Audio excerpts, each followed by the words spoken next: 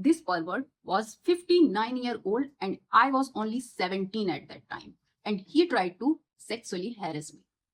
लड़कियां सालों साल ये हैरेसमेंट अपने घर में झेलती हैं, अपने चाचा, ताऊ, मामा, नाना, पड़ोसी, जाने किस किस से। Hello everyone, welcome and welcome back to my channel. आज की स्टोरी थोड़ी सीरियस है, मे बी मैं 2 स्टोरी कवर करूं, और जो ये स्टोरी है ये मेरी खुद की है, पर्सनल एक्सपीरियंस है मेरा। और ये ना लगभग हर बच्ची के साथ हुआ होता है, हर एक बच्ची के साथ। अपनी सोसाइटी में ना बच्चों का पेरेंट्स से कोई ऐसा रिश्ता ही नहीं है कि बच्चे खुल के अपने पेरेंट्स से बात कर पाए, उनको कुछ बता पाए। उन्हें बिल्कुल अपने पेरेंट पे ये भरोसा है ही नहीं कि मैं अगर अपनी कोई प्रॉब्लम बताऊंगा या बताऊंगी तो ये सॉल्व करेंगे या मेरी साइड लेंगे। इसलिए बच्चे खुद वो ट्रॉमा, वो डिप्रेशन झेलते हैं।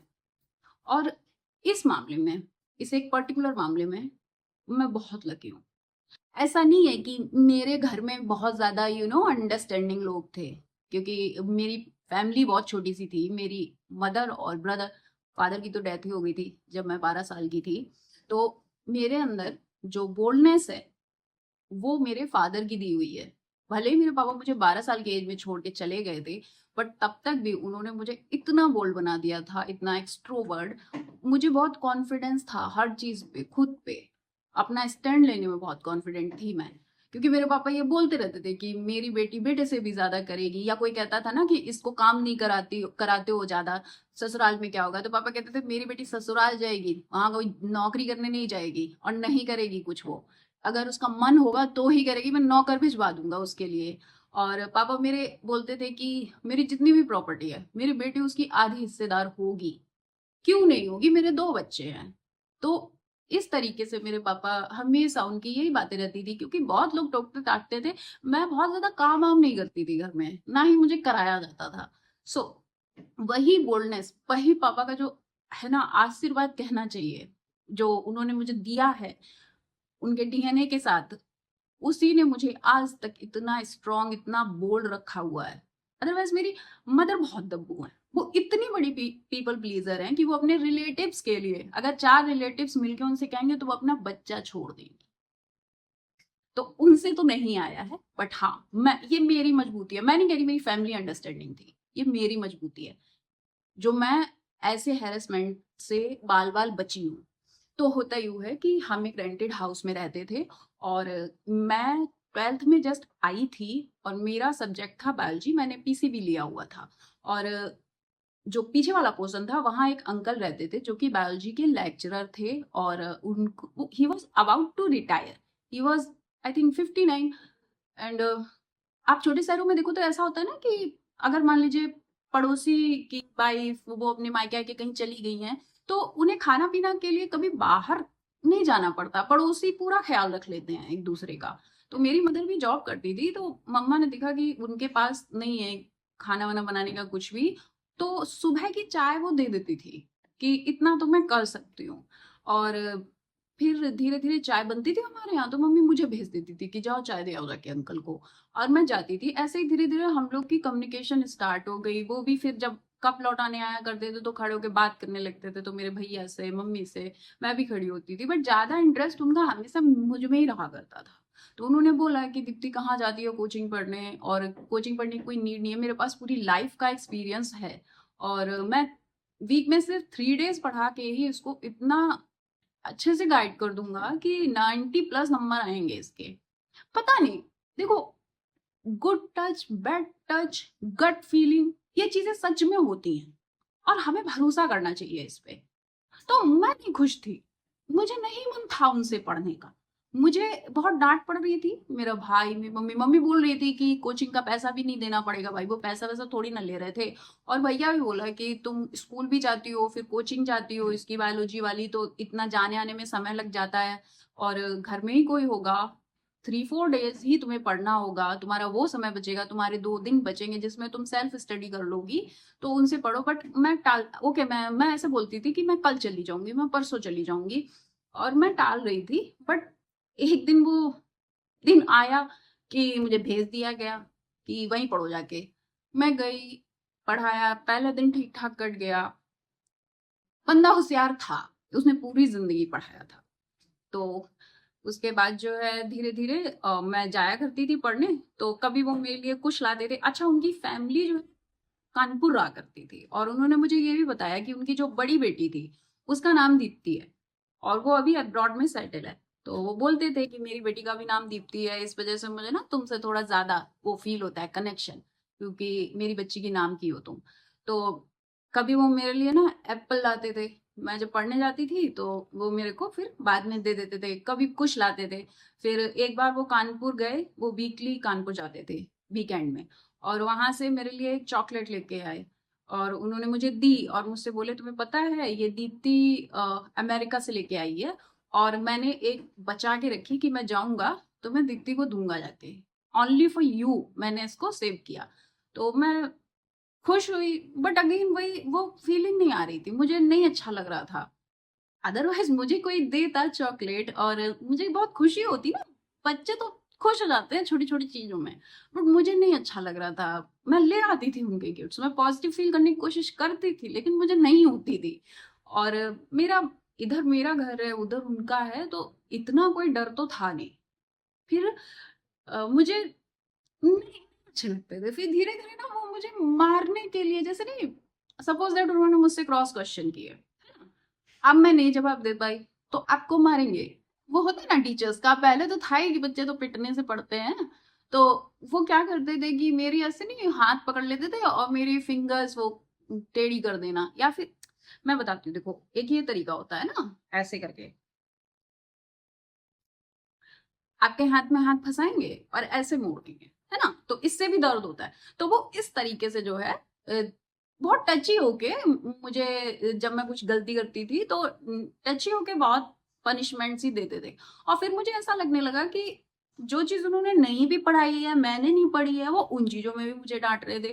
बिकॉज बायोलॉजी मेरा फेवरेट सब्जेक्ट है, मैं बहुत अच्छी थी उसमें। उसमें मुझे इस तरीके से फंसा पाना, पनिशमेंट लाइक काम, या मैंने पढ़ी नहीं वो करना बहुत मुश्किल काम था। मतलब मुझे ना बचपन से साइंस बहुत पसंद रही है, तो मुझे लगता था कि अभी तो मैं इस चैप्टर पे पहुंची नहीं हूँ। तो वो कहते थे अरे इतना तो तुमको आना चाहिए ना, 9th क्लास से जो है सब कुछ शुरू हो गया था, साइंस तब डिवाइड हो जाती थी ना, तीनों साइंस एक पेपर नहीं होता था। तो अंकल ऐसे बोला करते थे, तो मुझे नहीं अच्छा लगता था। बट मैं घर पे जाती थी, मतलब मैं अपने पोर्शन में जाती थी, मैं कहती मुझे अच्छा नहीं लग रहा, मुझे अपनी ही कोचिंग चाहिए। अच्छा, मैंने तब तक अपनी कोचिंग भी छोड़ ही दी थी, घर वालों के दबाव से मैं उनके पास तो जाने लग गई थी पढ़ने, बट मैंने अपनी कोचिंग नहीं छोड़ी। और फिर एक दिन क्या होता है कि मैं बैठी थी पढ़ रही थी, उन्होंने मुझसे कहा कि ये डायग्राम बनाओ, और मैं ऐसे, वो बेड पे बैठी है, मैं पास में कुर्सी है उस पे बैठी हूँ, मैं बेड पे बुक रख के मैं डायग्राम बनाने लग गई। और उन्होंने जो ये चीज होती थी, ये शोल्डर, इस पे मुझे ऐसे करके पकड़ लिया और बहुत तेज खींचा, और बोले अगर डायग्राम की लेवलिंग ठीक नहीं हुई तो मैं ऐसे बार बार करूंगा। और वो पकड़ रहे थे तो होल्ड कर रहे थे बहुत बहुत देर के। वो चीज मुझे बहुत खराब लगी, और this was the breaking point for me. मैं इतना, मेरे लिए झेलना बहुत मुश्किल है, मुझसे नहीं होती चीजें बर्दाश्त। इवन जब हैरेसमेंट की बात आती है, कोई इसलिए कर रहा है कि ये लड़की है, तो बिल्कुल नहीं, ना, नेवर, हो ही नहीं सकता। उन्होंने ये किया, मैंने कहा अंकल मैं जा रही हूँ, मुझे वॉशरूम जाना है, और मैंने अपनी कॉपी किताबें सब उठाई और मैं चली गई अपने पोर्शन में। देखो गलत इंसान को पता होता है वो गलत है, उन्होंने नहीं मुझे रोका, बिल्कुल नहीं रोका। मैं गई, शाम का टाइम हो रहा था, मैं जो मेरा वो था, क्या होते हैं, जो बरामदा, जो पोच होता है, वहां पे बैठ गई जाके। मेरी मम्मी भी थी, मेरे भैया भी थे। मैंने कहा मैं इनके पास पढ़ने आज के बाद नहीं जाऊंगी। वो लोग बोले क्यों? मैंने कहा मुझे नहीं ये आदमी अच्छा लग रहा, आपको पता है इसने मुझे यहाँ ऐसे ऐसे पकड़ के मुझे नोच रहा था, और मैं नहीं जाऊंगी, कितना एक्सप्लेन करूं, तुम लोग को समझ नहीं आ रहा। एंड मेरे मम्मी और मेरे भाई के फेस से साफ दिख रहा था वो लोग समझ चुके हैं। और उसके बाद ना तो वो बंदा कभी मेरी साइड आया ये बोलने कि ये पढ़ने क्यों नहीं आती है, ना मेरी मम्मी और ब्रदर ने मुझसे कभी बोला कि उनसे पढ़ने जाओ। और बस इतना ही करना होता है, इतनी ही हिम्मत होनी चाहिए।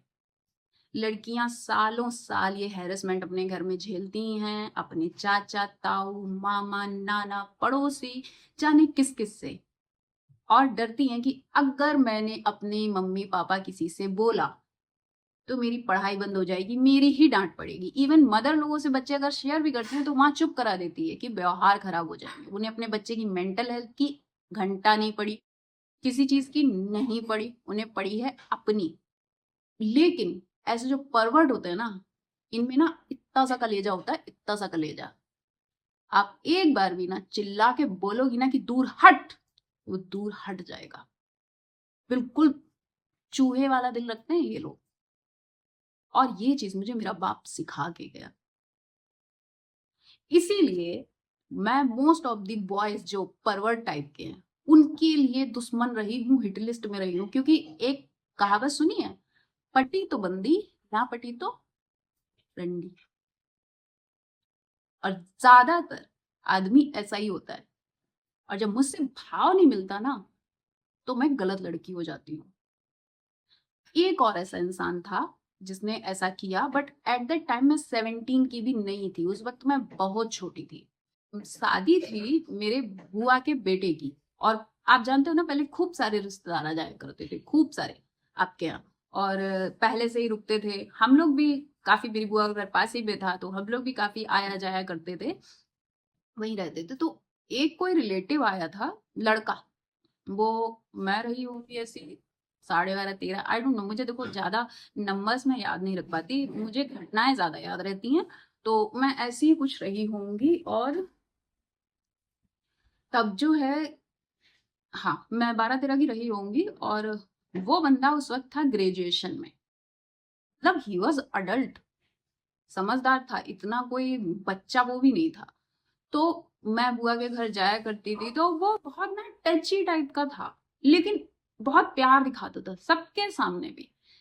कितनी अच्छी है, कितनी प्यारी है, पढ़ने में भी अच्छी है, और कितने अच्छे से बोलती है, तमीजदार है, ये सब करके एवरी टाइम मैं बुआ के यहाँ जा रही हूँ, कोई फंक्शन चल रहा है, सपोज दैट बुलावा चल रहा है, तो मुझे पकड़ के अपनी गोद में बिठा लेना, मेरे दोनों हाथों को ऐसे,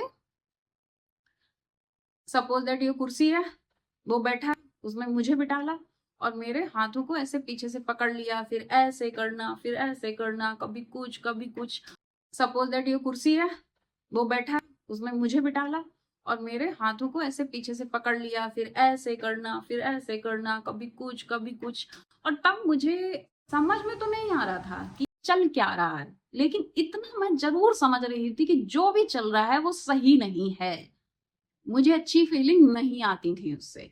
इवन एक बार मेरे घर पे सब लोग गए बुआ के यहाँ से, रिलेटिव्स ने सोचा कि चलो थोड़ी देर के लिए मामी के यहाँ चले जाते हैं, और वो लोग गए भी, सब लोग, वो बंदा भी गया साथ में, और मेरे घर पे भी जाके वो बंदा मेरे को पकड़ लिया, अपनी गोदी में बैठा लिया, सारे रिश्तेदार है, मेरी मदर भी है, और ध्यान ही नहीं दे रही, ना वो दे रही, ना कोई दे रहा है। और ये सब मतलब मैंने 7-8 दिन झेला है, मेरी पूरी शादी खराब हो गई। मुझे हर टाइम ये डर लगता था कि ये ना आ जाए कहीं से, मुझे इसका प्यार नहीं चाहिए, बिल्कुल बिल्कुल भी नहीं चाहिए। बिठा ले रखता था अपने पास, हिलने ही नहीं देता था मुझको ज्यादातर। मैं शादी वाले घर में जाना अवॉइड कर रही थी, मैं एंजॉय नहीं कर पा रही थी। फिर जिस दिन बारात वारात जानी थी, उस दिन जो है ये बंदा मेरे को आज क्या पहनोगी ये कर रहा था, बदतमीज। तो इसने जैसे ही पीछे से ना हाथ फंसाए, मतलब वो नहीं, मैंने बताया पीछे से हाथ पकड़ के ऐसे ऐसे करना, इसने हाथ फंसाया, मैंने वही उंगलियां उल्टी मोड़ दी उसकी तरफ। अब मैंने कहा छोड़ो मुझे, उसने फिर दोबारा मुझे नहीं पकड़ा कभी। उसको पता था ये किसकी औलाद है, और अभी सिर्फ उंगलियां मोड़ी हैं, आगे कुछ होगा तो चीखा चिल्ली मचाएगी ये। तो मैं तो चलो यहाँ बच गई, मेरा बाप मुझे बदतमीज बना के गया, और मैं बहुत खुश हूं कि मेरे बाप ने मुझे बदतमीज बनाया है। मैं ये ना घटियापंती बर्दाश्त नहीं करती, मुझ पे कोई फालतू का रूल नहीं कर सकता। बोल लो गलत है, क्यों गलत हूँ, तुम्हारे पंजे में नहीं आई ना इसलिए गलत हूँ, बहुत अच्छी बात। तुम लोग के जो मुखौटे हैं ओढ़े रहो, तुम्हारी औलादें भुगतेंगी, तुम्हारी बेटियां भुगतेंगी, तुम्हारी बेटियों के साथ यही होगा, तुम्हारे कर्मों का फल वो भुगतेंगी। कर लो, तब क्या करोगे? किसी दूसरे की बच्ची को हैरेस करने की कोशिश कर रहे हो, वो नहीं हुई है तो उसके कैरेक्टर पे, छोटे बच्चे के कैरेक्टर पे इल्जाम लगा रहे हो कि 13-14 साल की लड़की है और ये लड़कों से बात कर रही है, जबकि वो जानती भी नहीं इन चीजों के बारे में, और घर वाले भी ट्रस्ट नहीं करेंगे। लेकिन हार गए ना, नहीं कर पाए ना एक्सप्लॉइट। और ऐसा ही होना चाहिए सबको। खुद को क्यों मारना? हम अपनी आत्मा क्यों मारे? क्यों हम डर डर के जिए? मुझे वो 6-7 दिन याद है मैंने कैसे काटे। जिन लड़कियों के साथ ये होता रहता होगा, जिनके साथ रेप होते रहते हैं घर में, उनका बचपन कैसा हो जाता होगा भाई। So this was the story. पता नहीं है किसी को, अगर अब मेरे कोई रिलेटिव वगैरह देखेंगे, पता नहीं उनको कैसा लगेगा, गुस्सा उस्सा करेंगे, और मुझे पता है मुझ पे ही गुस्सा होगी, मुझसे ही डिसअपॉइंटमेंट हो जाएगा सबको क्योंकि ऐसी है अपनी सोसाइटी यार। जो कर रहा है वो गलत नहीं है, हमने बता दिया तो हम गलत है। और बीइंग अ गर्ल, मैंने ऐसे बहुत किस्से देखे हैं, क्योंकि बच्चे भले ही अपने पेरेंट्स से डिस्कस नहीं कर पाते, पर वो अपने फ्रेंड्स से करते हैं। और मैंने बहुत घटिया घटिया चीजें देखी हैं लड़कियों के साथ होते हुए, जिनको कि इन फ्यूचर अगर मैं कंफर्टेबल रही तो मैं शेयर करूंगी। तब तक के लिए thanks for watching, bye bye, take care, be strong.